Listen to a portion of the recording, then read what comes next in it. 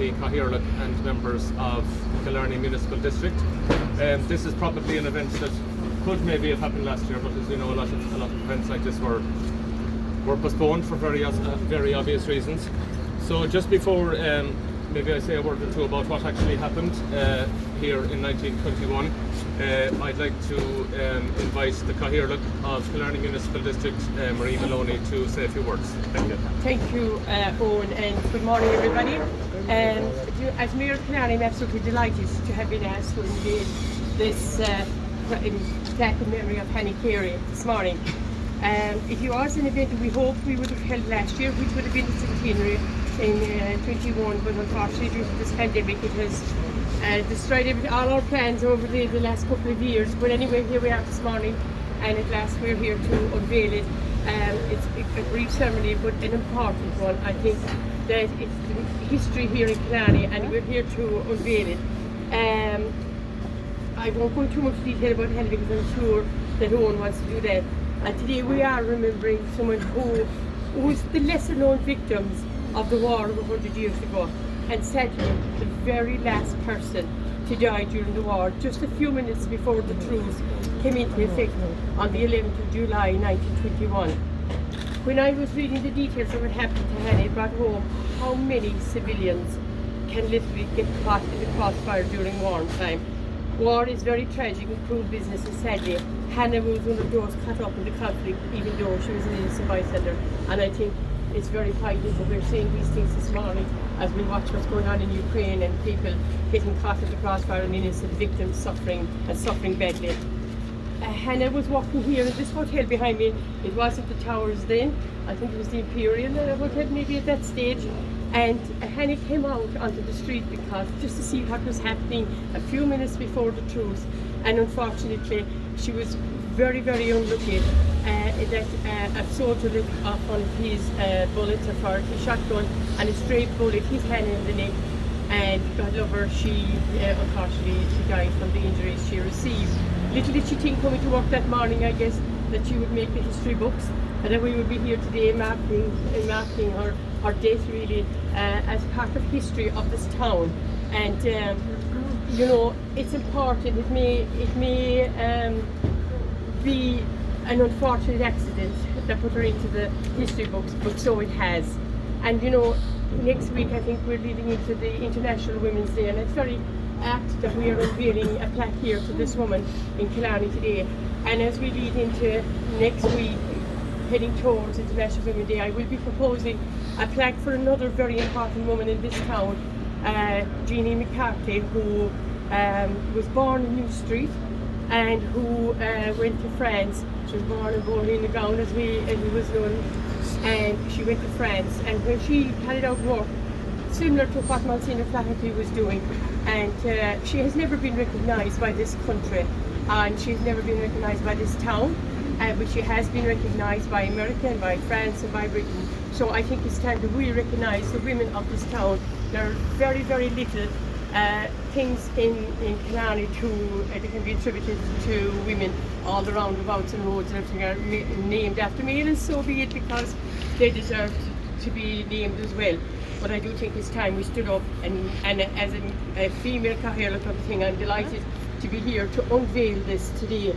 Now I have to give great praise to Owen O'Shea, who he's the architect that caught my eye first day to bring this plaque into being, because he said that Hannah Carey was on Scott, and Scott was up beside me, and Owen and I did our best to find the living relatives of Hannah Carey, but unfortunately, which is so far, we failed anyway.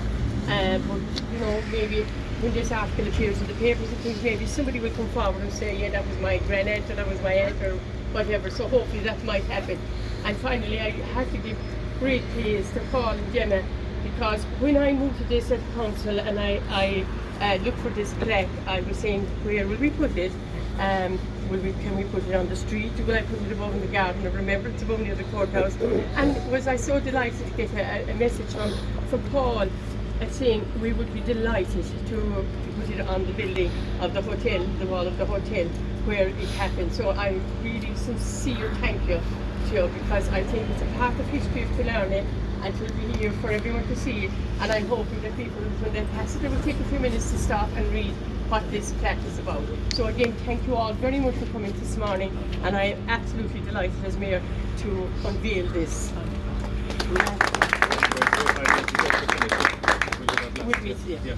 Okay. So thank you, Carey, and now a few words please from the manager of the Killarney Municipal District, Angela McCallum. Good morning, everybody. Firstly, I'd like to welcome you all here this morning. It's lovely. We've had our decade of centenaries of events, and many of them have been deferred, and it's just really nice for us all to be here today. Firstly, I'd like to commend our Cathaoirleach, our female Cathaoirleach, in putting forward this proposal to honour Hannah Carey, one of the, I suppose, the forgotten women of that time, as well as, I suppose, just to honour the very many women, I suppose, that through wars have been forgotten over time. I'd like to thank both Paul and Gemma for allowing the plaque to be, I suppose, affixed to the wall here as a permanent reminder to us all. I'd also like to thank Owen for, I suppose, finding that information, and from that, I suppose, today's event has flown from that event as well. I'd like to thank also our own Municipal District Office, John Ahern is here, Brian Teehan and Eileen O'Connor, who are the people behind everything that make all of this happen as well. So look, I'd just like to acknowledge as well that it is wonderful to have us all here today, that we're able.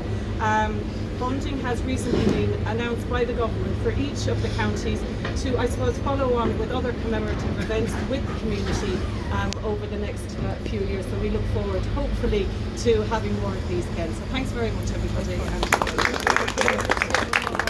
Sorry, it was very remiss of me not to see that all our elected representatives are nearly here today, except one with an apology, that have come out today. They're here to support this, as they did at the Municipal District meeting. It was a unanimous decision, and they all supported it, so we're thankful for that. Thank you. And former elected members too, of course. Thank you. Just before I ask the Cathaoirleach to unveil the plaque, a very, very, very short synopsis of what actually happened. I discovered a mention of Hannah Carey in a book, and there was a sentence that said, just before the truce, a woman called Hannah Carey was shot dead on Polish Street in Killarney, and then the truce happened, full stop. And I thought, surely the last person or the last civilian to die in the war deserves a little bit more profile, or a little bit more of a mention. So I discovered the file of her inquest, which was held at the British Archives, and it detailed in quite horrible and graphic detail the injuries she actually sustained. The truce had been agreed on the 8th of July 1921, but there was a period of 3 days before it came into effect, so that the communication could go out to various parts of the country. And between the periods the truce was agreed on the 8th of July and the truce came into effect on the 11th of July, there was still tit for tat going on. Just because the truce had been agreed didn't mean that the war ended.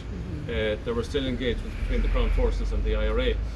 And on the morning of in fact, not long before the incident happened here, on the morning of the 11th of July, there were 2 British soldiers shot on High Street, Clark and Mears, one of whom later died of his injuries, were attacked by the IRA. So as a result of, I suppose, the commotion in the town that morning, a lot of civilians maybe were curious and were looking out and were trying to find out what had occurred.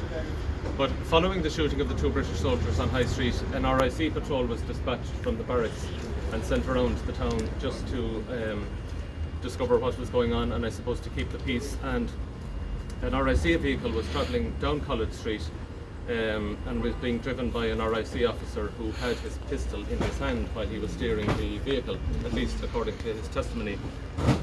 Hannah Carey, who worked here as a waitress in the hotel, whatever prompted her to step out onto the street, she did. This was literally a couple of minutes before 12 noon when the truce was due to come into effect. The RIC officer who was driving the vehicle discharged his weapon, he says accidentally, and Hannah Carey was shot in the neck by a bullet. She stumbled back in through the door of the hotel, and the proprietor at that point, Mary Slattery, cradled her in her arms. 2 doctors attended to her, but they weren't able to save her life, and she died 2 hours after she was shot. and literally moments later the truce itself actually came into effect. So I checked with other records around the country, and we're confident enough to say that she was the very last person killed in the Irish War of Independence, which I suppose is something of significance for Killarney and obviously for the victim herself. Sadly, despite best efforts of a lot of people, we haven't been able to trace any known relatives or descendants of Hannah Carey, which is a pity. It might happen yet. Some people have suggested maybe she had come from another county to work here in the hotel, or she might have not been born or raised here. She was buried here in Killarney, according to the reports at the time. But I think we've contacted almost every Carey living in East Kerry and Killarney over the last 12 months. So I'm hoping that maybe the plaque here might prompt. It would be nice to know if there are any relatives or people who maybe know a little bit more about her. I don't know of any photograph of Hannah Carey that exists. Obviously there aren't too many photographs of people in those days, but I do hope that maybe it'll just encourage people to engage a bit more with the history of the town, the history of the War of Independence, and the history of this poor unfortunate woman who literally stepped out onto the street at the wrong time and lost her life at the age of just 48. So the final part of the formalities today is to invite the Cathaoirleach to unveil the plaque to the memory of Hannah Carey, and hopefully the discussion about what happened back in those turbulent times will continue. But just to acknowledge again the elected members and the support of the Killarney Municipal District for placing this plaque here, which I think is symbolic not just of the victim who we're talking about, but of the impact of on the civilian population of the War of Independence. And we have a lot of monuments and crosses and memorials to the combatants, to people in the IRA who were killed, or people in the Crown Forces who were killed, but there are very few that I'm aware of monuments or plaques to the civilians who died, and they shouldn't be forgotten as well. So that's a potted history of what happened in July 1921. So finally, just to invite the Cathaoirleach to unveil the plaque to the memory of Hannah Carey.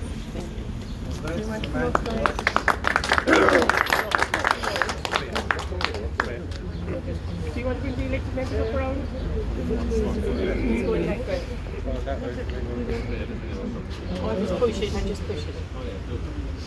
You want to do that one? What do you want to do? Yeah, and then we can rearrange that. So we'll rearrange that one. Oh, excited. Yeah.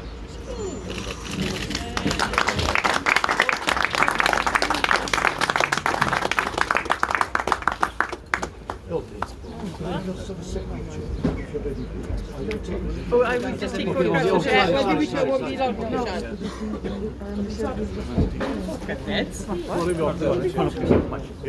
we should have councillors there, please. Well, if you want one side and the other side.